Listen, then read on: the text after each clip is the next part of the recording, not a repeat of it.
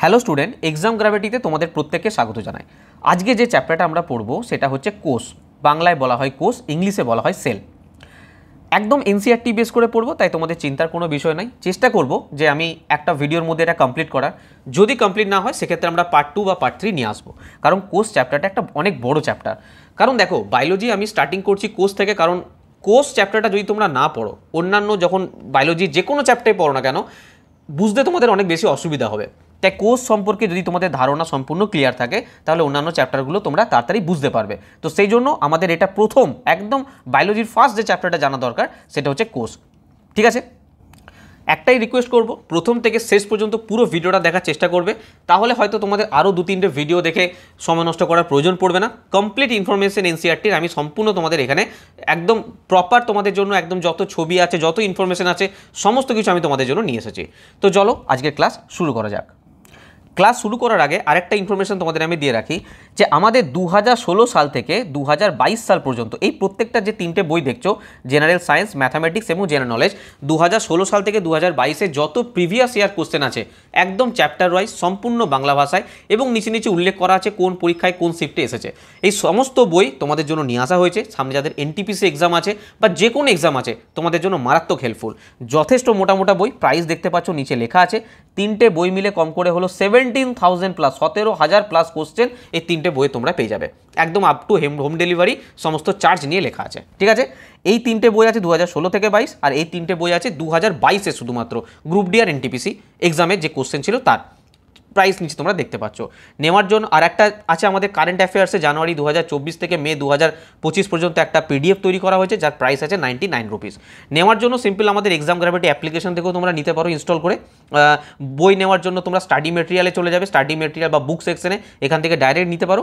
অথবা এই যে নাম্বারটা দেখতে পাচ্ছ, এই নাম্বারটা নয়, এই যে নাম্বারটা দেখতে পাচ্ছ, এই নাম্বারে কল বা হোয়াটসঅ্যাপ করো, তোমরা বই অর্ডার দিতে পারো। ঠিক আছে, চলো আজকের ক্লাসে ফেরা যাক। সর্বপ্রথম আমাদের জানতে হবে যে আমরা প্রথমে কোষ চ্যাপ্টারটা পড়ছি কেন। দেখো, এই যে সেল এটাকে বাংলায় বলা হচ্ছে কোষ। আমি থাম্বনেলে মূর্ধন্য ষ লাগিয়েছিলাম, মূর্ধন্য ষ আই থিঙ্ক হয় না, এনসিইআরটি অনুযায়ী কয়কা তাল অবশ্যই হয়। সেল থেকে পুরো প্রসেস বুঝবে। সেল থেকে আমাদের তৈরি হয় টিস্যু তৈরি হয়। টিস্যু মানে বাংলায় কি বলা হয়, এটাকে কলা বলা হয়। টিস্যু থেকে তৈরি হয় আমাদের অর্গান মানে কি বলা হয়, অঙ্গ। অর্গান থেকে আমাদের তৈরি হয় সিস্টেম, আর সিস্টেম থেকে আমাদের তৈরি হয় ফুল একটা বডি, যেটাকে বলা হয় শরীর। এই জন্য আমাদের সেলটা জানা বিশেষ প্রয়োজন। দেখো, সেল মানে কি, কোষ মানে সেল থেকে আমরা কলা তৈরি করছি, কলা থেকে অর্গান বলতে কোন জিনিসগুলো বোঝায় না, আমাদের যেমন কিডনি, আমাদের যেমন হার্ট, আমাদের যেমন লিভার, এই যে জিনিসগুলো আছে এগুলোকে বলা হয় অর্গান, অঙ্গ।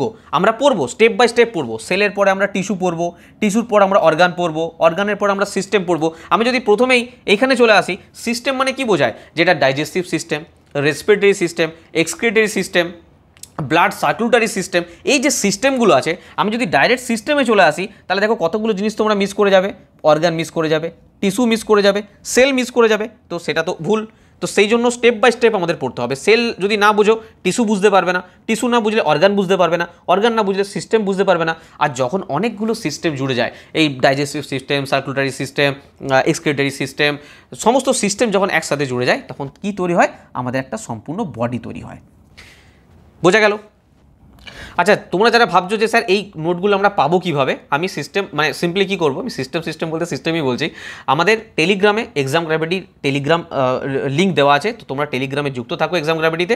আমি সম্পূর্ণ যা পিপিটি বানিয়েছি, যা ছবি আছে, যা ইনফরমেশন লিখবো, সমস্তটা পিডিএফ আকারে দিয়ে দেবো, তোমরা নিজেরা প্রিন্ট আউট করেও পড়তে পারবে। আর যদি কেউ খাতা পেন নিয়ে বসে ভাবো যে আমি নোট বানাবো, তো অল দ্য বেস্ট, সব থেকে ভালো। এবার আমাদের জানতে হবে, দেখো আমরা প্রকৃতিতে দু ধরনের জিনিস দেখতে পাই, একটা হচ্ছে সজীব, যাদের মধ্যে প্রাণ রয়েছে, একটা হচ্ছে নির্জীব, মানে জড় বস্তু যেটাকে বলা হয়। এরা সজীব কেন, এদের মধ্যে কি এমন আছে যে এদের মধ্যে প্রাণ রয়েছে, আর এরা নির্জীব জড় বস্তু কেন, এদের মধ্যে কি নেই যে ওরা নির্জীব? এর একটাই উত্তর কি, কোষ নেই। সজীব বস্তুর মধ্যে কোষ আছে, নির্জীব বস্তুর মধ্যে কোষ নেই। হতে পারে কোনো বস্তু একটা মাত্র কোষ দিয়ে তৈরি, মাত্র একখানা কোষ দিয়ে তৈরি, যেদিকে আমরা এক কোষী জীব বল পরবর্তীকালে পড়বো আমরা, একটা মাত্র কোষ দিয়ে তৈরি, যাদেরকে এক কোষী জীব বলে।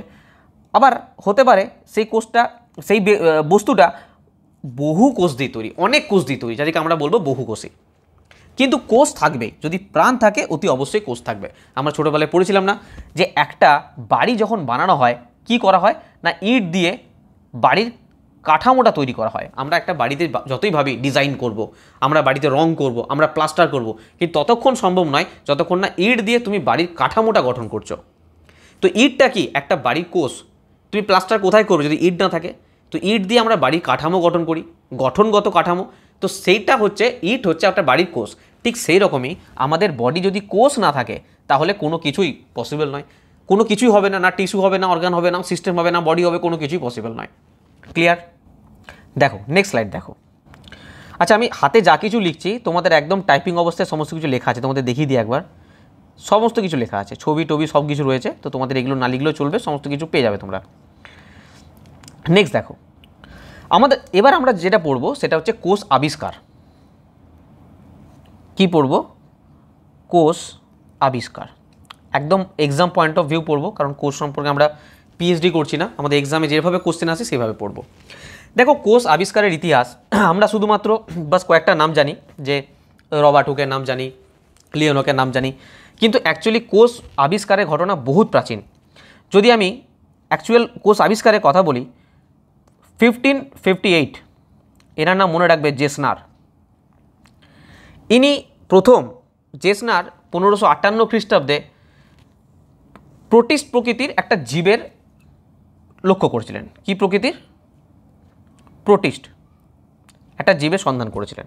1558 সাল থেকে অ্যাকচুয়ালি কিন্তু কোষ আবিষ্কারের ঘটনা স্টেপ বাই স্টেপ চলে আসছে, এমন নয় যে হঠাৎ করে কোষ আবিষ্কার হয়ে গেছে। 1558 সালে জেসনারের নাম মনে রাখবে, প্রোটিস্ট পর্যবেক্ষণ করেছিলেন। এরপর জ্যানসেন অ্যান্ড জ্যানসেন ছিল, এই নামগুলো তোমাদের জেনেও খুব একটা লাভ নেই, তাও বলে দিচ্ছি। এফ জ্যানসেন এবং জেড জ্যানসেন।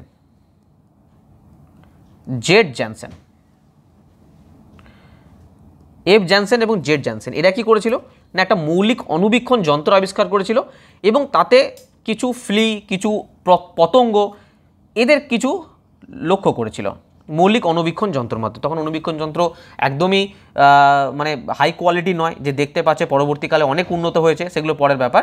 কিন্তু এরা একটা মৌলিক পর্যবেক্ষণ অণুবীক্ষণ যন্ত্রের মাধ্যমে ফ্লি এবং অন্যান্য পতঙ্গ পর্যবেক্ষণ করেছিল। এরপর আসে গ্যালিলিও গ্যালিলি। এই যে আমি জ্যানসেন অ্যান্ড জ্যানসেনের কথা বললাম, এটা 1590, 1590 এটা, ঠিক আছে। এরপর 1610 একজন বিখ্যাত মানুষ আসেন, যার নাম হচ্ছে গ্যালিলিও গ্যালিলি। আমি ইংলিশে লিখছি, সুবিধা হবে, কারণ বাংলা নাম অ্যাকচুয়ালি নয় এগুলো। গ্যালিলিও গ্যালিলি 1610, ইনি কী করেছিলেন না, পতঙ্গের চোখ পর্যবেক্ষণ করেছিলেন। পতঙ্গের যে চোখের গঠন সেটা প্রথম পর্যবেক্ষণ করেছিলেন গ্যালিলিও গ্যালিলি।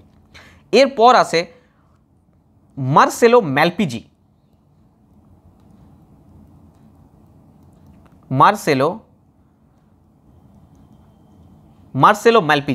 ইনি কি করেছিলেন, ইনি নিজে একটা অণুবীক্ষণ যন্ত্র বানিয়েছিলেন এবং তাতে প্রাণীকলার প্রস্থচ্ছেদ পর্যবেক্ষণ করেছিলেন সর্বপ্রথম, যেটার নাম দিয়েছিলেন পরবর্তীকালে ইনি ইউট্রিকল নামে নাম দিয়েছিলেন, ঠিক আছে। এরপর আসেন রবার্ট হুক 1665। এরপর আসে যাদের আমরা নাম শুনেছি, বাংলায় লিখে দিচ্ছি আমি, রবার্ট হুক। যেটা সাধারণত আমাদের পরীক্ষাতে আসে সেটা হচ্ছে এটা। 1665 সালে রবার্ট হুক মৃত কর্কের প্রস্থচ্ছেদ থেকে কোষ আবিষ্কার করেছিলেন। ইনি কোষ আবিষ্কার করেছিলেন। যদি তোমাদের পরীক্ষায় প্রশ্ন আসে, এগুলো জানার প্রয়োজন নেই, জাস্ট আমি তোমাদের জানানোর জন্য জানিয়ে রাখলাম যে এই জিনিসগুলো এইভাবে স্টেপ বাই স্টেপ হয়ে এসেছে। যদি একটা জিনিসের পাস্ট না জানো না, সেই জিনিসটা পড়তে মজা লাগবে না। তো 1558 সাল থেকে এটা হয়ে আসছে, এবং 1665 পরীক্ষায় প্রশ্ন আছে কোষ আবিষ্কার কে করেছিলেন, তাহলে মনে রাখবে 1665 সালে রবার্ট হুক। কিন্তু রবার্ট হুক যে কোষটা আবিষ্কার করেছিলেন সেটা ছিল মৃত কোষ। কী কোষ ছিল? মৃত কোষ, ঠিক আছে। আমি নেক্সট সাইডে বাকি যে ইম্পর্টেন্ট জিনিসগুলো আছে সেগুলো আলোচনা করছি। দেখো, কি নাম বললাম? রবার্ট হুকের নাম বললাম। রবার্ট হুক একটা কর্কের একটা পাতলা টুকরো ফালি পরীক্ষা করতে গিয়ে দেখেছিলেন যে কর্কের সাথে অসংখ্য ক্ষুদ্র প্রকোষ্ঠ বিশিষ্ট মৌচাকের গঠনের সাদৃশ্য রয়েছে। ঠিক আছে, এই কর্কটা কি? কর্কটা হচ্ছে বৃক্ষের একটা বাকল বা ছাল। কর্ক জিনিসটা কি, যেটা থেকে ইনি মানে পর্যবেক্ষণ করেছিলেন, এটা কিছুই নয়, একটা ছাল, একটা গাছের ছাল। মানে তোমরা দেখেছো হোমিওপ্যাথি ওষুধের মুখে একটা জিনিস লাগানো থাকে, তো সেই জিনিসটা মানতে পারো। তাহলে সেল যদি আবিষ্কার করার কথা বলে সেটা রবার্ট হুক মনে রাখবে, এবং মনে রাখবে তার সঙ্গে এটা ছিল মৃত কোষ। ঠিক আছে, আর ইনি নামকরণ করেছিলেন সেল, যখন এই ক্ষুদ্র ক্ষুদ্র মৌচাকের মতো যে ঘরের মতো ক্ষুদ্র প্রকোষ্ঠ মৌচাকের গঠনের মতো যেগুলো দেখতে পেয়েছিলেন সেগুলোর নাম দিয়েছিলেন সেল। সেল হচ্ছে অ্যাকচুয়ালি একটা ল্যাটিন শব্দ। এর অর্থ কি? সেল মনে রাখবে এটা একটা ল্যাটিন শব্দ। এর অর্থ মনে রাখবে একটি ক্ষুদ্র কক্ষ, একটি ক্ষুদ্র কক্ষ। ঠিক আছে, এরপরে একজনের নাম মনে রাখবে, তার নাম হচ্ছে লিউয়েনহক। লিউয়েনহক। সাল মনে রাখবে 1674। রবার্ট হুকের সাল কত ছিল? 1665, 1665। এর ছিল 1674। সর্বপ্রথম পুকুরের জলের মধ্যে সজীব কোষ আবিষ্কার করেছিলেন। ইনি যেটা আবিষ্কার করেছিলেন সজীব কোষ। যদি বলা হয় সর্বপ্রথম সজীব কোষকে আবিষ্কার করেছিলেন, মনে রাখবে লিউয়েনহক। যদি বলে সর্বপ্রথম মৃত কোষকে আবিষ্কার করেছিলেন, মনে রাখবে রবার্ট হুক। অথবা সজীব মৃত যদি কিছু না বলে, যদি বলে সর্বপ্রথম কোষকে আবিষ্কার করেছিলেন, মনে রাখবে রবার্ট হুক, 1665 সাল। ক্লিয়ার? এরপরে একটা নাম এখানেই জেনে রাখো, পরবর্তীকালে আমরা আবারও পড়ব। তার নাম হচ্ছে রবার্ট ব্রাউন। রবার্ট ব্রাউন, এই সালটা মনে রাখবে 1831 সাল। Very very very important. আমি যে জিনিসগুলো পয়েন্টগুলো লিখছি প্রত্যেকটা পয়েন্ট থেকে পরীক্ষায় কিন্তু প্রশ্ন আসে, তোমরা দেখে নিতে পারো প্রিভিয়াস ইয়ার কোশ্চেন থেকে। 1831 সালে রবার্ট ব্রাউন কোষের ভেতরে কি আবিষ্কার করেছিলেন? নিউক্লিয়াস। পরবর্তীকালে নিউক্লিয়াস নিয়ে আমরা ডিটেলসে পড়ব। নিউক্লিয়াস আবিষ্কার করেছিলেন। ঠিক আছে, এরপর এখানে আরেকটা নাম জেনে রাখো, যার নাম হচ্ছে বিজ্ঞানী পারকিনজি। পারকিনজি, এই সালটা মনে রাখবে 1839 সাল ছিল। ইনি কি আবিষ্কার করেছিলেন? না, কোষের মধ্যে একটা তরল ধাত্র থাকে যেটাকে বলা হয় প্রোটোপ্লাজম।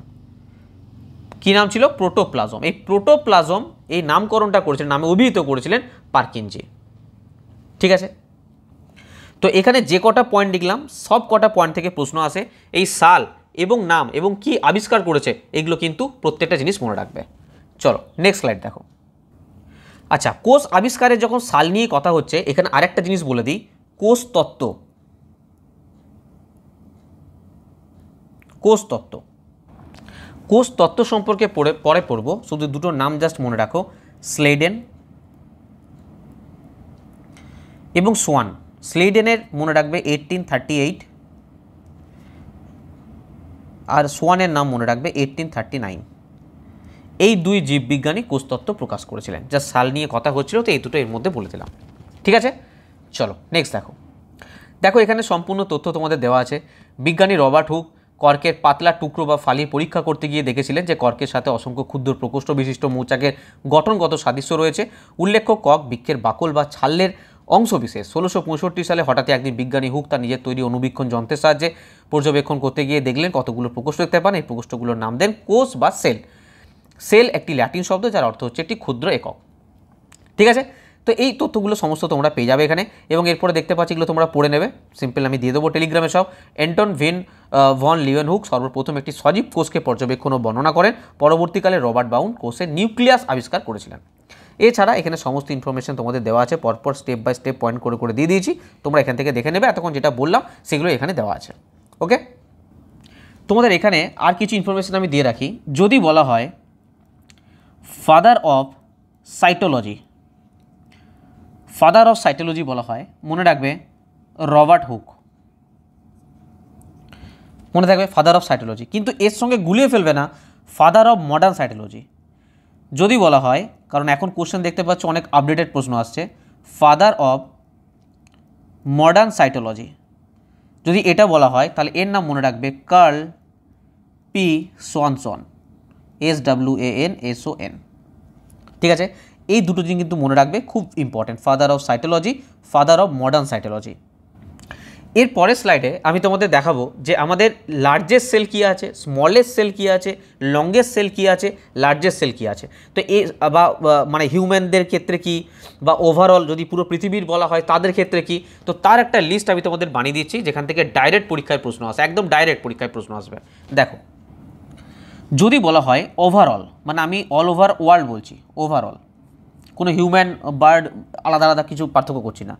যদি বলা হয় লার্জেস্ট সেল, লার্জেস্ট সেল যেটাকে বাংলায় বলা হয় বৃহত্তম কোষ, বাংলা ইংরেজি দুটোই লিখে দিচ্ছি আমি। যদি বলা হয় বৃহত্তম কোষ, তাহলে মনে রাখবে অস্ট্রিচ এগ, অস্ট্রিচ এগ যেটাকে বাংলায় বলা হয় উট পাখির ডিম। কি বলা হয়? উট পাখির ডিম। যদি বলা হয় স্মলেস্ট সেল, স্মলেস্ট সেল মানে ওটা বৃহত্তম, এটা ক্ষুদ্রতম কোষ, তাহলে মনে রাখবে মাইক্রোপ্লাজমা, মাইক্রোপ্লাজমা। ঠিক আছে, বাংলা তো লিখে দিচ্ছি মাইক্রোপ্লাজমা। মনে রাখবে এটা না সিঙ্গেল সেল, একটা ব্যাকটেরিয়ার ক্ষেত্রে, ব্যাকটেরিয়া বুঝতে পারছো, একটা অণুবীক্ষণ যন্ত্রের মাধ্যমে দেখতে হবে, ব্যাকটেরিয়ার ক্ষেত্রে লিখে দিচ্ছি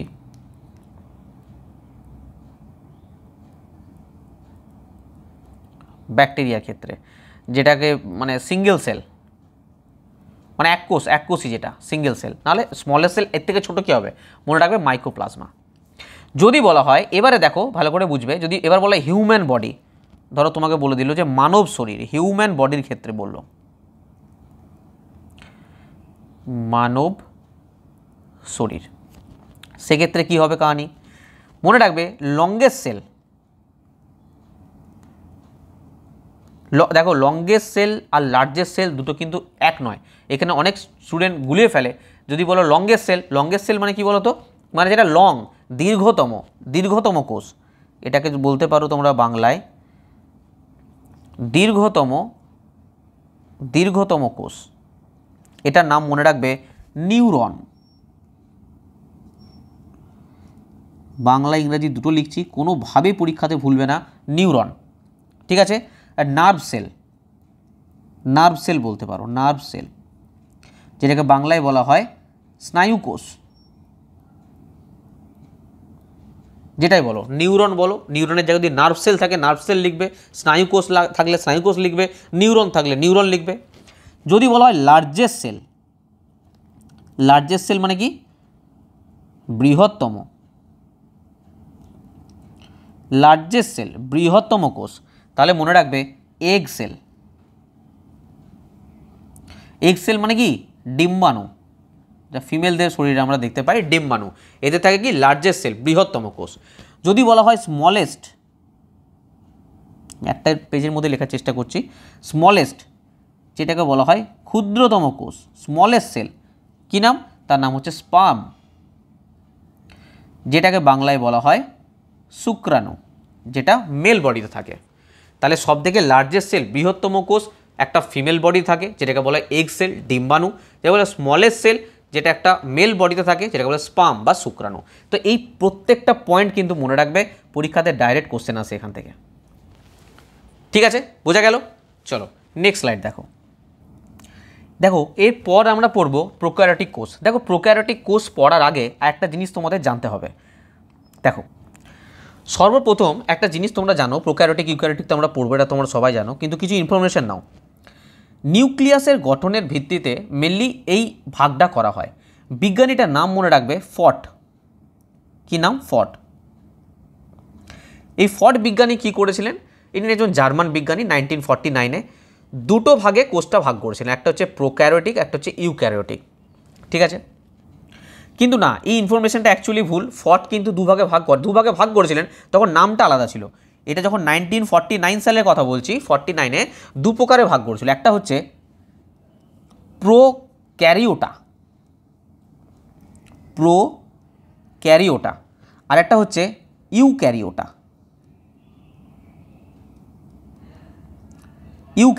এই দুভাগে ভাগ করেছিলেন। ঠিক আছে, অনেকে এটা ভুল ধারণা আছে যে ফট প্রোক্যারিওটিক ইউক্যারিওটিক ভাগ করেছিলেন, না, এই দুটো নাম দিয়েছিলেন। পরবর্তীকালে আরেকজন বিজ্ঞানী আসে যার নাম হচ্ছে ডগ হার্টি। ডগ, কী নাম ছিল? Dog hearty. এই সালটা ছিল 1957।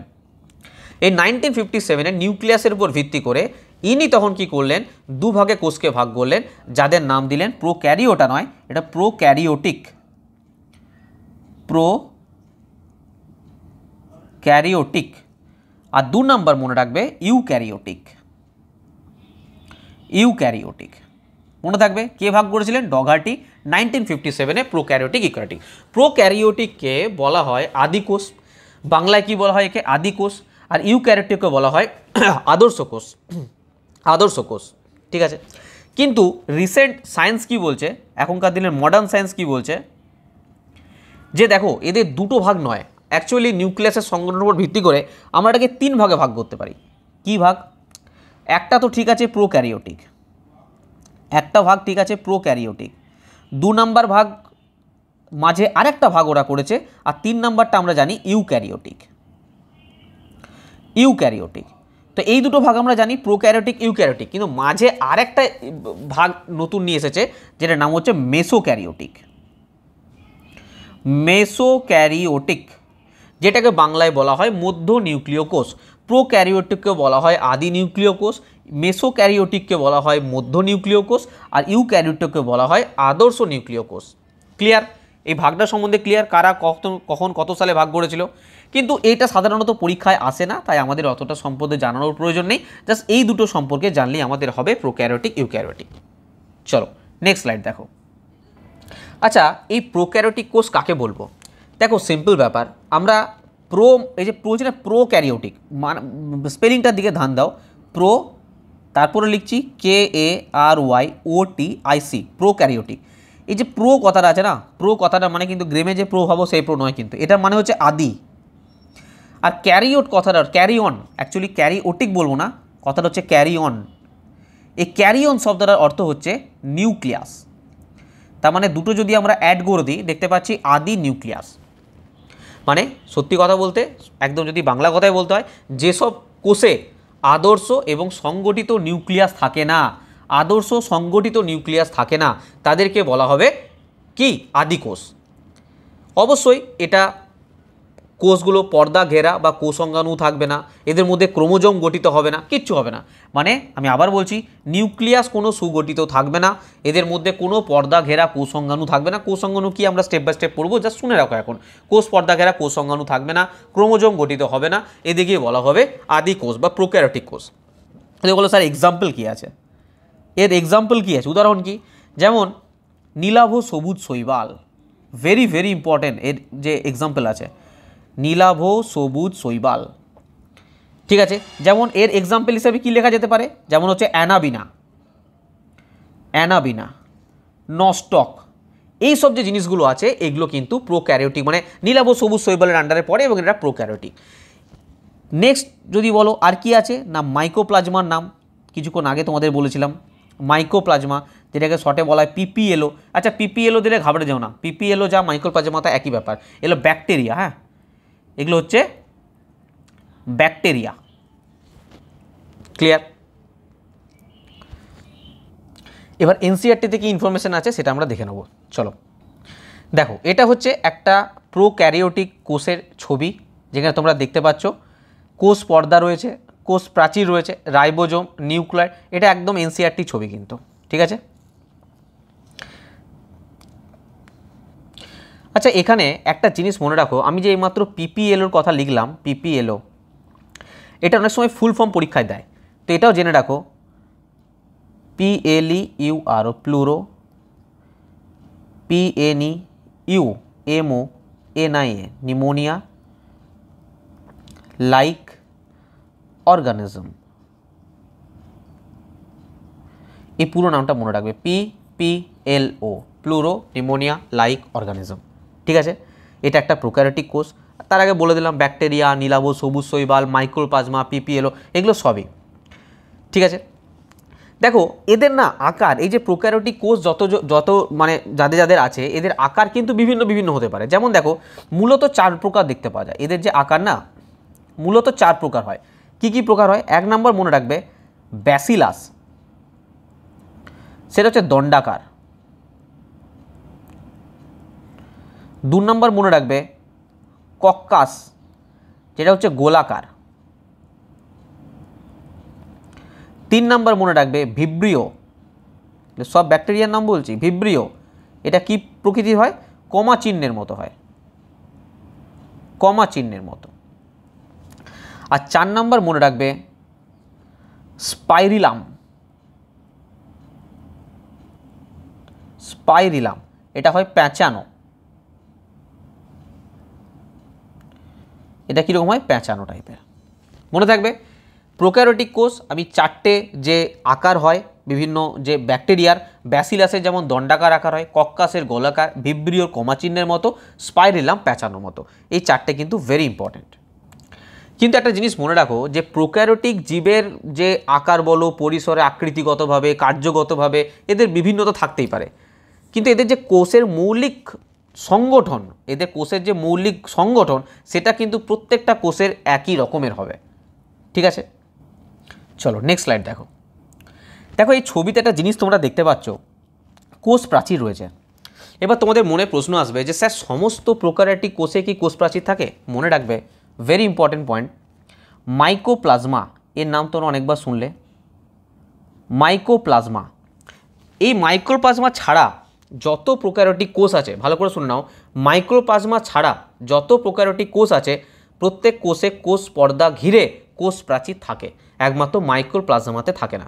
মাইক্রোপ্লাজমা ব্যতীত সমস্ত প্রোক্যারিওটিক কোষে কোষ পর্দাকে ঘিরে কোষ প্রাচীর থাকে, একমাত্র কোথায় থাকে না? মাইক্রোপ্লাজমার মধ্যে থাকে না।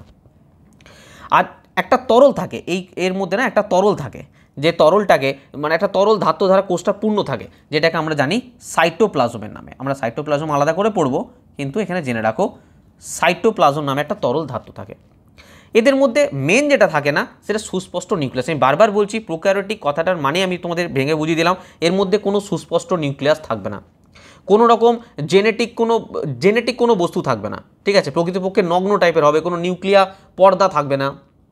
ঠিক আছে, তো এই জিনিসগুলো কিন্তু তোমরা খেয়াল রাখবে প্রোক্যারিওটিক কোষের ক্ষেত্রে। আচ্ছা, এখানে আরেকটা জিনিস কোশ্চেন আসতে পারে, সেটা হচ্ছে একটু জেনে রাখো প্লাজমিড সম্পর্কে।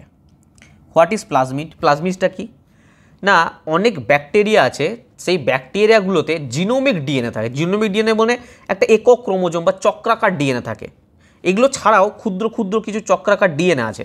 আবার বলছি, অনেক ব্যাকটেরিয়াতে জিনোমিক ডিএনএ থাকে, লিখে দিচ্ছি এখানে আমি, জিনোমিক ডিএনএ এগুলো থাকে। আবার জিনোমিক ডিএনএ ছাড়াও না অনেক ক্ষুদ্র ক্ষুদ্র চক্রাকার ডিএনএ থাকে, চক্রাকার ডিএনএ।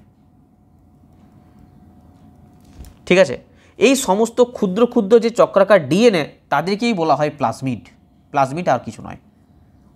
ঠিক আছে, একটা কোশ্চেন এখান থেকে আসতে পারে, সেটা হচ্ছে এই যে প্লাজমিড রয়েছে, প্লাজমিড ডিএনএ, এর মানে বহির্লক্ষণের প্রকাশ কী, মানে কি করে, এর কাজ কী?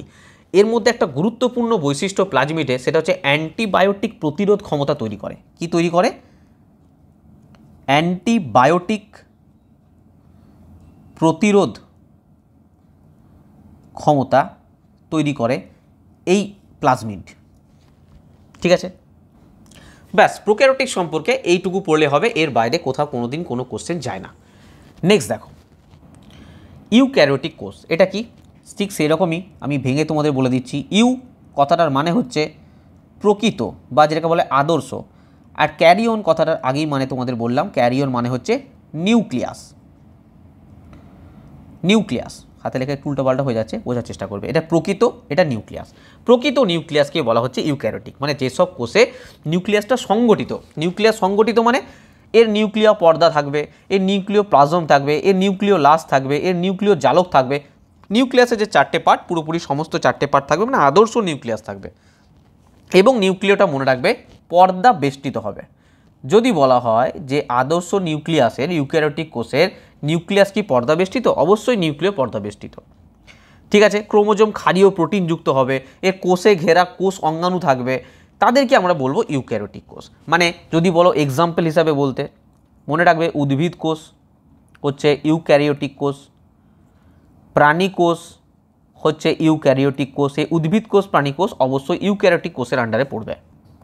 এই যে আমি কিছুক্ষণ আগে বললাম যে এদের পর্দা ঘেরা কোষ অঙ্গাণু থাকে, কোষ অঙ্গাণু বলতে আমরা এক একটা করে কোষ অঙ্গাণু এরপর পড়বো। মাইটোকন্ড্রিয়া আছে, প্লাস্টিড আছে, গলগি বস্তু আছে, লাইসোজোম আছে, এরা পর্দা ঘেরা কোষ অঙ্গাণু, ঠিক আছে, রাইবোজোম থাকে, সমস্ত কিছু থাকে, এক একটা করে আমরা পরবর্তীকালে পড়বো।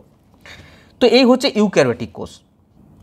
আমি তোমাদের ভাগটা আরেকবার বলে দিই, ইউক্যারিওটিক কোষ সম্পর্কে এর থেকে বেশি কিছু জানার নেই, আমি আরেকবার তোমাদের রিভিশন দিয়ে দিচ্ছি 1 মিনিটে। দেখো, আমি প্রথমে তোমাদের কি বললাম, যে কোষ হচ্ছে মূলত 2 প্রকার, কিন্তু আমরা 3 প্রকার পড়লাম। একটা হচ্ছে, আমি শর্টে বলছি, একটা হচ্ছে প্রোক্যারিওটিক কোষ, একটা হচ্ছে মেসোক্যারিওটিক কোষ, একটা হচ্ছে ইউক্যারিওটিক কোষ, ঠিক আছে।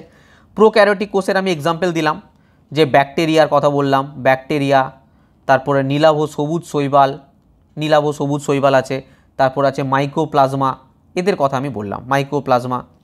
ইউক্যারিওটিকের আমি 2টো কথা বললাম মেনলি, একটা হচ্ছে উদ্ভিদ কোষ আর একটা হচ্ছে প্রাণী কোষ। ব্যাস, এইটুকু মোটামোটা তোমরা জেনে রাখো যে কোষের অ্যাকচুয়ালি আমরা এতক্ষণ ধরে পড়লাম কি। নেক্সট দেখো, আমি তোমাদের ইউক্যারিওটিক কোষের কীরকম দেখতে হয় তার একদম এনসিইআরটির ফটো আছে, তোমাদের দেখাই। দেখো, এটা হচ্ছে একটা আদর্শ ইউক্যারিওটিক কোষের 1 মিনিট, আদর্শ ইউক্যারিওটিক কোষের ফটো, ঠিক আছে। এটা হচ্ছে ইউক্যারিওটিক কোষ। নেক্সট দেখো, তোমরা এখানে কম্পেয়ার করতে পারবে যে একটা আদর্শ ইউক্যারিওটিক কোষের যে ফটোটা রয়েছে, আর এদিকে রয়েছে কি আদর্শ ব্যাকটেরিয়া, পিপিএলও তোমাদের যেটা বললাম আমি, ভাইরাস, এদের সব কীরকম দেখতে হয় তার একটা ফটো। মানে কম্পেয়ারের জন্য আমি এই ফটোটা রেখেছি, যাতে পার্থক্যটা তোমরা বুঝতে পারো, ঠিক আছে। একটা ছবির মাধ্যমে তোমরা সবথেকে বেশি ভালো কনসেপ্টটা ক্লিয়ার হবে তোমাদের, সেই জন্যই ছবিটা রাখা। চলো নেক্সট দেখো। আচ্ছা, একটা জিনিস তোমাদের আমি ক্লিয়ার করে দিই, অনেকের মধ্যে একটা ধারণা আছে, আমি তোমাদের প্রোক্যারিওটিক কোষের এখানটা নিয়ে যাই, যে অনেকে বলে প্রোক্যারিওটিক কোষের মধ্যে কোনো রকম কোনো নিউক্লিয় বস্তু থাকে না। এটা কিন্তু সম্পূর্ণ ভুল। আমি তোমাদের কিছুক্ষণ আগেও কিন্তু পড়ালাম যে চক্রাকার ডিএনএর ব্যাপারে, প্লাজমিডের ব্যাপারে, নিউক্লিয় বস্তু কিন্তু এর মধ্যে থাকে। অনেকে ভুল ধারণা আছে, কি থাকে না এর মধ্যে নিউক্লিয়েট থাকে বা ডিএনএ থাকে, এর মধ্যে কি থাকে, ডিএনএ থাকে, মনে থাকবে প্রোক্যারিওটিকের মধ্যে। কিন্তু যদি আমি ইউক্যারিওটিকের মধ্যে বলি, এর মধ্যে কিন্তু একটা জিনিস থাকে না, সেটা হচ্ছে ক্রোমোজোম, যেটা কিনা আমাদের এই ইউক্যারিওটিকের মধ্যে থাকে। কি থাকে, ক্রোমোজোম। বোঝা গেল? এই পার্থক্যটা কিন্তু একটুখানি মাথায় রাখবে, ঠিক আছে। এছাড়া তো সবই জানো যে প্রোক্যারিওটিকের মধ্যে কোনো পর্দাঘেরা কোষাঙ্গাণু থাকে না, ইউক্যারিওটিকের মধ্যে পর্দাঘেরা কোষাঙ্গাণু থাকে। হ্যাঁ, আর একটা পার্থক্য এদের দুজনের মধ্যে আছে। যদি আমি এর কথা বলি, প্রোক্যারিওটিকের কথা বলি, প্রোক্যারিওটিকের মধ্যে মনে রাখবে যে রাইবোজোম থাকে। আমরা রাইবোজোম সম্পর্কে পরে পড়বো, সেই জন্য এখন বলছিলাম না, কিন্তু মোটামুটিটা জেনে রাখো। এর যে রাইবোজোমটা হয় সেটা 70S প্রকৃতির হয়, কিন্তু এর যে ইউক্যারিওটিকের কোষের যে রাইবোজোমটা হয় সেটা হয় 80S প্রকৃতির, ঠিক আছে। বাকি যা পড়ালাম সেটাই, এটা এই দুটো সব থেকে বেশি গণ্ডগোল, আর এটা থেকে কোশ্চেন আসে যে ওর মধ্যে যখনই আমরা দেখি যে নিউক্লিয় বস্তুর কথা দিচ্ছে প্রোক্যারিওটিকে, আমরা বলি না থাকে না, থাকে ডিএনএ থাকে বা নিউক্লিয়েট থাকে, আর এদের দুজনের মধ্যে ক্রোমোজোম থাকে। ক্লিয়ার? চলো আমরা এবার যেটা পড়ব সেটা হচ্ছে কি পড়ব, কোষতত্ত্ব। Very very important. দেখো, যদি আমরা অণুবীক্ষণ যন্ত্রের সাহায্যে কোনো কোষকে পর্যবেক্ষণ করি না, আমরা মেনলি 3টে বৈশিষ্ট্য দেখতে পাই একটা কোষের মধ্যে। কি বৈশিষ্ট্য দেখতে পাই? 1 নাম্বার মনে রাখবে, এর মধ্যে আমরা কোষ পর্দা দেখতে পাই। 2 নাম্বার মনে রাখবে, আমরা নিউক্লিয়াস দেখতে পাই। আর 3 নাম্বার মনে রাখবে, আমরা সাইটোপ্লাজম দেখতে পাই। তোমরা যদি ক্লাস 9-এর এনসিইআরটি ফলো করো, এই 3টে জিনিস তোমাদের দেখবে লেখা আছে, কোষ পর্দা, নিউক্লিয়াস, সাইটোপ্লাজম। সাইটোপ্লাজম, হ্যাঁ ঠিকই করছি, স্পেলিং এটা প আছে, সাইটোপ্লাজম। এই 3টে জিনিস দেখতে পায় মেনলি। আমি যদি কোষ তত্ত্ব নিয়ে কথা বলি, কোষ তত্ত্ব নিয়ে কথা বললে তোমাদের জানতে হবে যে 1838 সালে, কত সালে? 1838 সালে একজন জার্মান উদ্ভিদবিদ ছিলেন, যার নাম হচ্ছে ম্যাথিয়াস স্লেডেন, যাকে আমরা শুধু স্লেডেন বলে জানি, ঠিক আছে। ম্যাথিয়াস স্লেডেন একটা বিশাল সংখ্যক উদ্ভিদ নিয়ে ইনি পরীক্ষা নিরীক্ষা করেছিলেন এবং দেখেছিলেন যে উদ্ভিদরা বিভিন্ন ধরনের অসংখ্য কোষ নিয়ে গঠিত, আর এই কোষগুলো উদ্ভিদ দেহে কি গঠন করে? কলা গঠন করে। আমি একদম স্টার্টিংয়েই তোমাদের বলেছিলাম যে কোষ থেকে কলা গঠন করে, এই জিনিসটা স্লেডেন পর্যবেক্ষণ করেছিলেন। আবার বলছি, ইনি ম্যাথিয়াস স্লেডেন 1838 সালে, ইনি একজন জার্মান বিজ্ঞানী, জার্মান উদ্ভিদবিদ। ইনি অনেক পরীক্ষা নিরীক্ষা করেছিলেন, অনেক উদ্ভিদ নিয়ে পরীক্ষা করেছিলেন, এবং সেখানে কি লক্ষ্য করেছিলেন? 1 নম্বর জিনিস লক্ষ্য করেছিলেন যে উদ্ভিদগুলো অসংখ্য কোষ নিয়ে গঠিত এবং কোষগুলো থেকেই উদ্ভিদ কলার সৃষ্টি হয়। বোঝা গেল? এরপর আরেকজন বিজ্ঞানী আসছে 1839-এ, যার নাম হচ্ছে স্লেডেন। ইনি ছিলেন একজন ব্রিটিশ প্রাণীবিজ্ঞানী। পুরো নাম যদি বলতে হয় তাহলে থিওডোর সোয়ান, সরি স্লেডেন তো হয়ে গেল, এর নাম হচ্ছে সোয়ান। কী নাম বললাম? Theodore Schwann. 1839 সালে একজন ব্রিটিশ প্রাণীবিজ্ঞানী। ইনি কী করেছিলেন? ইনি স্লেডেন কী ছিলেন? ছিলেন উদ্ভিদ বিজ্ঞানী। আর সোয়ান কী ছিলেন? সোয়ান ছিলেন প্রাণীবিজ্ঞানী। ইনি অনেক কোষ অধ্যয়ন করেছিলেন, অনেক প্রাণীকে নিয়ে অধ্যয়ন করেছিলেন। সেখানে দেখতে পেয়েছিলেন যে প্রাণীর কোষের সন্ধান পেয়েছিলেন, যে অসংখ্য প্রাণীর কোষ অধ্যয়ন করেছিলেন উনি। তার প্রধান বক্তব্য ছিল একটাই, যে প্রতিটি কোষকে ঘিরে একটা পাতলা আবরণী থাকে এর মধ্যে। তিনি লক্ষ্য করেছিলেন যে এক একটা কোষকে ঘিরে এর বাইরে একটা পাতলা আবরণী থাকে। এই আবরণীটি কি না প্লাজমা পর্দা। প্লাজমা পর্দা বা এটাকে বলা হয় কি কোষ পর্দা, যেটা তুমি বলো না কেন, ঠিক আছে। কিন্তু তোমরা শুনলে একটা জিনিস আশ্চর্য হবে। আমরা জানি যে কোষতত্ত্ব মানে স্লেডেনের নাম শুনি, সোয়ানের নাম শুনি, কিন্তু সত্যি কথা বলতে এরা কিন্তু প্রবর্তন করেনি।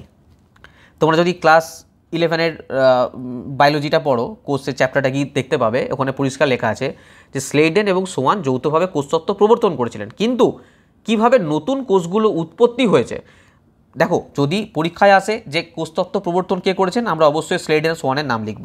কিন্তু মনে রাখবে কিভাবে নতুন কোষগুলো উৎপন্ন হয়েছে তার ব্যাখ্যা কিন্তু এরা করে যায়নি। এটা কে ব্যাখ্যা করেছিলেন? মনে রাখবে রুডলং ভিরচে, এই নামটা মনে রাখবে, রুডলং ভিরচে। কত সালে করেছিলেন? 1855। 1855 সালে সর্বপ্রথম ব্যাখ্যা করেছিলেন যে কোষগুলো বিভাজিত হয় এবং নতুন কোষগুলো দেহে আগে থেকে উপস্থিত কোষগুলো থেকে উৎপন্ন হয়। মানে প্রাতি কথা হচ্ছে ইনি প্রথম, মানে এরা তো কোষতত্ত্ব আবিষ্কার করলেন, কিন্তু নতুন কোষ কীভাবে উৎপন্ন হচ্ছে সেটা বলতে পারলেন না। কিন্তু রুডলং ভিরচে 1855 সালে এসে ব্যাখ্যা করে দিলেন যে কোষগুলো বিভাজিত হচ্ছে এবং কোষগুলো দেহ থেকে আগে উপস্থিত কোষগুলো উৎপন্ন হচ্ছে, মানে আগে যে কোষগুলো ছিল সেগুলো থেকে নতুন কোষ উৎপন্ন হচ্ছে, সেটা কিন্তু ইনি সেটা প্রমাণ করলেন বা ব্যাখ্যা করলেন, ঠিক আছে। তো বলতে পারো যদি বলে যে স্লেডেন এবং সোয়ানের তত্ত্বকে পরিমার্জিত কে করেছেন, তাহলে মনে রাখবে রুডলং ভিরচে।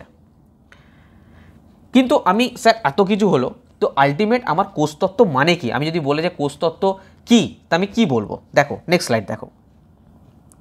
যদি কোষতত্ত্বর কথা বলা হয়, 1 নাম্বার মনে রাখবে, দুটো পয়েন্ট বলবো। 1 নাম্বার মনে রাখবে, এরা বলেছিলেন সমস্ত সজীব বস্তু কোষ এবং কোষ থেকে উৎপন্ন পদার্থ দ্বারা গঠিত। প্রথম লাইন কি বললাম, লেখা আছে, কোন টেনশনে, আমি তোমাদের দেখিয়ে দিই।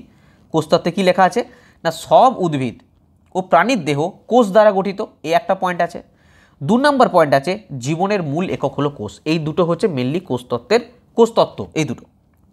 দেখো এখানে লেখা আছে সমস্ত কিছু কোষতত্ত্ব সম্পাদন করেছিলেন বিজ্ঞানী ভিরচো 1855 সালে। তিনি বলেছিলেন সব কোষই আদিমাতৃক কোষ থেকে উৎপন্ন হয়। 1940 সালে ইলেকট্রন অনুবীক্ষণ যন্ত্র আবিষ্কারের ফলে কোষের জটিল গঠন এবং তার বিভিন্ন অঙ্গাণুগুলোকে পর্যবেক্ষণ করা এবং এদের গঠন সম্পর্কে ধারণা পাওয়া সম্ভব হয়েছিল। ক্লিয়ার হলো? প্রত্যেকটা পয়েন্ট এখানে কিন্তু উল্লেখ করে দিয়েছি তোমাদের জন্য। নেক্সট দেখো, নেক্সট স্লাইড। আচ্ছা, একটা জিনিস মনে পড়ে গেল পড়াতে পড়াতে, যদি বলা হয় যে ভারতীয় কোষবিদ্যার জনককে, এটা তোমাদের বলা হয়নি। কোষবিদ্যার জনক ভারতীয়, কিন্তু ইন্ডিয়ান, নাম মনে রাখবে A.K. শর্মা। A.K. শর্মা। আচ্ছা, আমরা এতক্ষণ যে ভাইরাসের কথা পড়ছি, ব্যাকটেরিয়ার কথা বলছি, যে ভাইরাস কি? ভাইরাস কি লিভিং থিং না নন লিভিং থিং? কি বলবে? মনে রাখবে ভাইরাস হচ্ছে non living thing. Non living thing মানে এর মধ্যে কোনো রকম কোনো প্রাণ নেই। কিন্তু মনে রাখবে যখনই সে পোষকের দেহে ঢোকে, কারোর দেহে প্রবেশ করলো, তখন কিন্তু এটা লিভিং থিং হয়ে গেল, মানে এর মধ্যে প্রাণ চলে এলো। মানে জেনারেলি এর মধ্যে কোনো রকম কোনো প্রাণ থাকে না, কিন্তু যখন কোনো পোষকের দেহে ঢুকে পড়বে তখন কিন্তু এর মধ্যে প্রাণের সঞ্চার হবে, প্রাণ সৃষ্টি হবে, ঠিক আছে। এই ছোটো ছোটো জিনিস যখন যেটা মনে পড়বে তোমাদেরকে আমি ইনফরমেশন দিতে থাকবো। নেক্সট স্লাইড দেখো। দেখো এখানে কিছু ইনফরমেশন দেওয়া আছে। আমরা জানি যে কোনো জীবে একটি কোষই সম্পূর্ণ জীবদেহ গঠন করে। একটি কোষই সম্পূর্ণ জীবদেহ গঠন করে। যেমন দেখো অ্যামিবা, ক্ল্যামাইডোমোনাস, প্যারামেসিয়াম, ব্যাকটেরিয়া, এদের কি? এরা এককোষী জীব, মানে একটা কোষ এদের পুরো শরীর গঠন করছে। এই জীবগুলোকে বলা হয় এককোষী। অপরদিকে অনেকগুলো কোষ একত্রিত হয়ে একটি মাত্র জীবদেহ গঠন করতে পারে, এদিকে বলা হয় বহুকোষী। যেমন কিছু ছত্রাক আছে, উদ্ভিদ আছে, প্রাণী। উদ্ভিদ প্রাণী তো অলওয়েজ, কারণ একটা প্রাণী অলওয়েজ বহুকোষী, উদ্ভিদ অলওয়েজ বহুকোষী। ওই কোষগুলোই বিভিন্ন কাজ করার জন্য বিভিন্ন দেহাঙ্গ গঠন করে। কোষগুলো বিভাজিত হয়ে তাদের মতো অসংখ্য কোষ সৃষ্টি করে, তাই সব কোষই আদি মাতৃকোষ থেকে উৎপন্ন হয়। একটা কোষ এমন নয় যে হঠাৎ আকাশ থেকে চলে এলো, মাতৃকোষ থেকে আরেকটা কোষের সৃষ্টি হয়, একটা বিভাজিত হয়। যখন আমরা কোষ বিভাজন পড়বো তখন দেখাবো, দেখবে একটা কোষ থেকে আরও কোষ সৃষ্টি হচ্ছে। কিভাবে সৃষ্টি হচ্ছে, ঠিক আছে? মোট কথা কোষ কিন্তু আদি মাতৃকোষ থেকে সৃষ্টি হয়। এখানে আমরা ছবি দিয়ে রেখেছি, এই ছবিগুলো দেখার চেষ্টা করো, আশা করি তোমাদের কাছে ক্লিয়ার হচ্ছে কি জানি না, মুখে বলে দিচ্ছি। এটা হচ্ছে রক্তকোষ। রক্তকোষের আকার কীরকম হয় দেখতে পাচ্ছ। এটা হচ্ছে স্নায়ুকোষ, যেটা তোমাদের বলেছিলাম না সবদিকে দীর্ঘতম নিউরন সেল, স্নায়ুকোষ। এটা হচ্ছে মসৃণ পেশিকোষ। এটা হচ্ছে ডিম্বাণু, এগ সেল, তোমাদের বলেছিলাম সবদিকে লার্জেস্ট সেল ফিমেলের। এটা হচ্ছে শুক্রাণু, যেটা হচ্ছে সবথেকে স্মলেস্ট সেল, যেটা মেল বডিতে থাকে। এটা হচ্ছে অস্থিকোষ, এটা হচ্ছে ফ্যাট কোষ। এগুলো কি সমস্তটা হচ্ছে মানব দেহের বিভিন্ন কোষের কীরকম কী আকার হয় তার সম্পূর্ণ চিত্র, ঠিক আছে? চলো নেক্সট স্লাইড দেখো, ভালো করে লক্ষ্য করবে। এবার আমরা প্রাণী কোষ এবং উদ্ভিদ কোষ এই দুটো জিনিসকে নিয়ে আমরা পড়ব, কারণ এই প্রাণী কোষের মধ্যে অনেক জিনিস আছে। প্রাণী কোষের মধ্যে কি আছে, গলগি বস্তু আছে। আমি একটু জুম করে তোমাদের দেখাই, এই জায়গাটা তোমাদের দেখতে সুবিধা হবে। দেখো, এটা হচ্ছে আমাদের প্রাণী কোষ, একটু দেখার চেষ্টা করবে, আমি তোমাদের দেখানোর পুরো চেষ্টা করব। এটা হচ্ছে প্রাণী কোষ। প্রাণী কোষের আকার তোমরা দেখতে পাচ্ছ, একদম এনসিআরটি ছবি, এটা এমন নয় যে কোথা থেকে এনে চিপকে দিয়েছি, তা নয়। এটা দেখতে পাচ্ছ গলগি বস্তু, কী কী থাকে আগে দেখে নাও, একটা মোটা মোটা ধারণা নাও, তারপর আমরা প্রত্যেকটা পয়েন্ট সম্পর্কে আলাদা আলাদা পয়েন্ট করে পড়ব। কোষ পর্দা এবং প্লাজমা পর্দা, সেন্ট্রিওল, লাইসোজোম, রাইবোজোম, মাইটোকন্ড্রিয়া, অমসৃণ এন্ডোপ্লাজমিক জালক, সাইটোপ্লাজম থাকে, নিউক্লিয়াস থাকে, নিউক্লিয় পর্দা থাকে, আর মসৃণ এন্ডোপ্লাজমীয় জালক থাকে। এই এতগুলো জিনিস কিন্তু একটা প্রাণী কোষের মধ্যে থাকে। বোঝা গেল? প্রাণী কোষ অবশ্যই আমরা বহু কোষে নিয়ে পড়বো, এক কোষে নিয়ে পড়ার মতন কিছু নেই, পুরোটাই বহু কোষই। তো এটা গেল প্রাণী কোষ। নেক্সট দেখো, এখানে দেখো উদ্ভিদ কোষ দেখানোর চেষ্টা করব। এটা হচ্ছে উদ্ভিদ কোষ, দেখতে পাচ্ছ চিত্র উদ্ভিদ কোষ। কী কী থাকে একবার দেখে নাও। এখানেও অমসৃণ এন্ডোপ্লাজমীয় জালক থাকে, এখানে মসৃণ এন্ডোপ্লাজমীয় জালক থাকে, লাইসোজোম থাকে, ক্লোরোপ্লাস্ট থাকে, নিউক্লিয়াস থাকে, গলগি বস্তু, নিউক্লিয় পর্দা, কোষ পর্দা, সংলগ্ন কোষ প্রাচীর। এখানেও দেখো কোষ পর্দা, আচ্ছা এটা হচ্ছে কোষ পর্দা সংলগ্ন কোষ প্রাচীর, এটা কোষ প্রাচীর, এটা মাইটোকন্ড্রিয়া, রাইবোজোম, ক্লোরোপ্লাস্ট, সাইটোপ্লাজম। এই অঙ্গাণুগুলো থাকে উদ্ভিদ কোষের মধ্যে। এবার আমাদের কাজ হবে এই প্রত্যেকটা অঙ্গাণুকে আলাদা আলাদাভাবে সুন্দরভাবে জিনিসগুলোকে পড়া এবং জানা। চলো নেক্সট স্লাইড দেখো। আমি আগেই তোমাদের এই পয়েন্টটা নিয়ে আলোচনা করেছি যে কোষে কী কী উপাদান নিয়ে গঠিত। না, কোষে কতগুলো বিশেষ উপাদান রয়েছে যাদেরকে আমরা অঙ্গাণু বলি। অনুবীক্ষণ যন্ত্রের সাহায্যে পর্যবেক্ষণ করলে প্রায় প্রতিটি কোষে 3টি বিশেষ বৈশিষ্ট্য লক্ষ্য করা যায়। বললাম তোমাদের কোষ পর্দা, নিউক্লিয়াস এবং সাইটোপ্লাজমের উপস্থিতি। তো আজকে আমরা কোষের কি পড়লাম না, কোষ কত প্রকার হয়, কোষ কী কী রকমভাবে দেখতে হয়, কোষের মধ্যে কী কী অঙ্গাণু থাকে, কোষের মানে কী কী মানে প্রোক্যারিওটিক কোষ, ইউক্যারিওটিক কোষ, বহুকোষী, এককোষী। তো কোষের মানে যা যা কিছু আমার স্টার্টিং দিকে জানা দরকার ছিল, আমরা কোষের সমস্ত ফুল ইনফরমেশন আমরা সমস্ত রকম পেলাম। এরপর দিন থেকে নেক্সট ডে থেকে আমরা কি করব, এদের যে অঙ্গাণুগুলো শুরু হচ্ছে সেই অঙ্গাণুগুলো সম্পর্কে ডিটেলস পড়ব। প্রথম যেটা আমরা পড়ব সেটা হচ্ছে প্লাজমা পর্দা বা কোষ পর্দা। এই যে আমি তোমাদের ছবিগুলো দেখালাম না, যে এর মধ্যে কি কি রয়েছে, এই প্রত্যেকটা বস্তু, এই যে গলগি বস্তু বলো, এন্ডোপ্লাজমিক জালক কি, নিউক্লিয়াস কি, সাইটোপ্লাজম কি, লাইসোজোম কি, বা উদ্ভিদ দেহের এমন কি অঙ্গাণু আছে যেটা প্রাণী কোষের মধ্যে থাকে না, প্রাণী কোষে এমন কি অঙ্গাণু আছে যেটা উদ্ভিদ কোষের মধ্যে থাকে না, এদের মধ্যে কি ডিফারেন্স রয়েছে, এই প্রত্যেকটা জিনিসকে আমরা ডিটেলসে নেক্সট ডে পড়বো। আজকে আমরা এইটুকু রাখছি, তোমরা এইটুকু ভালো করে রিভিশন করো, ঠিক আছে? আর যখন এই পুরো জিনিসটা কমপ্লিট হয়ে যাবে, কোষ চ্যাপ্টারটা টোটাল কমপ্লিট হবে, আমরা কি করব, সম্পূর্ণ পিডিএফটা আমরা তোমাদের টেলিগ্রাম চ্যানেলে দিয়ে দেবো। তোমরা এই প্রত্যেকটা জিনিসকে পড়তে পারবে বা নিজেরা প্রিন্ট আউট করে পড়তে পারবে। পরের দিন আমরা প্লাজমা পর্দা বা কোষ পর্দা থেকে স্টার্ট করব। ক্লিয়ার? তো তোমরা শুধু একটা রিকোয়েস্ট তোমাদের কাছে, যদি ভিডিওটা ভালো লেগে থাকে আমি এটা কন্টিনিউ রাখার চেষ্টা করবো, ভিডিওগুলো আমি কন্টিনিউ দেওয়ার চেষ্টা করবো, যাতে তোমাদের রেলওয়ের এক্সামে কোথাও কোনো রকম কোনো সমস্যা এই সায়েন্স নিয়ে না থাকে। আমি নেক্সট টাইম ফিজিক্সেরও ভিডিও আনার চেষ্টা করব, বায়োলজির একটা চ্যাপ্টার নিয়ে তোমাদের পড়ানোর চেষ্টা করব। তো তোমরা যদি ভিডিওটা ভালো লেগে থাকে অবশ্যই কমেন্ট করবে, তোমরা একটু সাপোর্ট দেখাও, একটু ভিডিওটা শেয়ার করো অন্যান্য স্টুডেন্টদের সাথে, কমেন্টে লেখো তোমাদের কীরকম ক্লাস, কীরকম লাগছে, ভালো লাগছে না কীরকম লাগছে, তাহলে আমি নেক্সট ভিডিও আনার একটা মোটিভেশন বলে না, সেই মোটিভেশন আমার থাকবে। ঠিক আছে? তো আজকের ক্লাস আমি এই পর্যন্তই রাখছি। শেষ করার আগে আরও একবার বলছি, যারা প্রিভিয়াস ইয়ারের বই চাইছো সামনে এনটিপিসি এক্সামের জন্য বা রেলওয়ে যে কোনো এক্সামের জন্য, আমাদের জেনারেল সায়েন্স, ম্যাথামেটিক্স এবং জেনারেল নলেজ 2016 সাল থেকে 22 সালে সম্পূর্ণ বাংলা ভাষায় চ্যাপ্টার ওয়াইজ বই তৈরি আছে। প্রাইস তোমরা নিচে দেখতে পাচ্ছ, আপ টু হোম ডেলিভারি সমস্ত কিছু চার্জ নিয়ে এই প্রাইসই লাগবে। 17,000 প্লাস কোশ্চেন আছে 3টে বই মিলে এবং যথেষ্ট মোটা বই, তোমাদের জন্য ভেরি হেল্পফুল। তোমরা প্রিভিয়াস ইয়ার প্র্যাকটিস করতে চাও বা তোমরা নিজেরা টেস্ট লাগাতে চাও, তার জন্য ভেরি হেল্পফুল। বা 2022-এ যদি কোনো রকম বই নিতে চাও, সেগুলো আমাদের কাছে অ্যাভেলেবেল রয়েছে। কারেন্ট অ্যাফেয়ার্স, যেটা মেনলি এই স্পিডির যে বইটা তোমরা জানো যে রেলের জন্য কতটা ইম্পর্টেন্ট, তো এটারই বাংলা ভার্সন একটা বলতে পারো।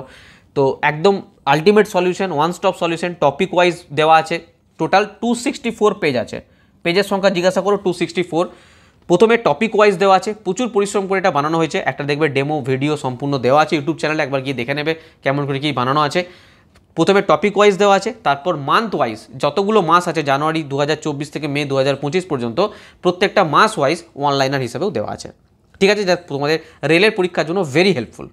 এই সমস্ত কিছু নেওয়ার জন্য তোমরা সিম্পল এই এক্সাম গ্র্যাভিটি অ্যাপ্লিকেশনে ক্লিক করবে, ইনস্টল করবে। ইনস্টল করে তোমরা কি করবে, পেড কোর্সে যাবে কোনো কোর্স যদি নেওয়ার থাকে, আদারওয়াইজ বুক বা স্টাডি মেটেরিয়াল সেকশনে যাবে এই পিডিএফ বা বই নেওয়ার জন্য। অথবা সবথেকে ইজি ব্যাপার যেটা, এই যে নাম্বারটা দেখতে পাচ্ছ, এই নাম্বারে তোমরা কল বা হোয়াটসঅ্যাপ করবে, ইমিডিয়েট রিপ্লাই পাবে। এখানে তোমরা পেমেন্ট করতে পারো, পেমেন্ট করে স্ক্রিনশট দিলেই তোমরা যে বই চাইলে বই পেয়ে যাবে, কোর্স চাইলে কোর্স বা পিডিএফ চাইলে পিডিএফ।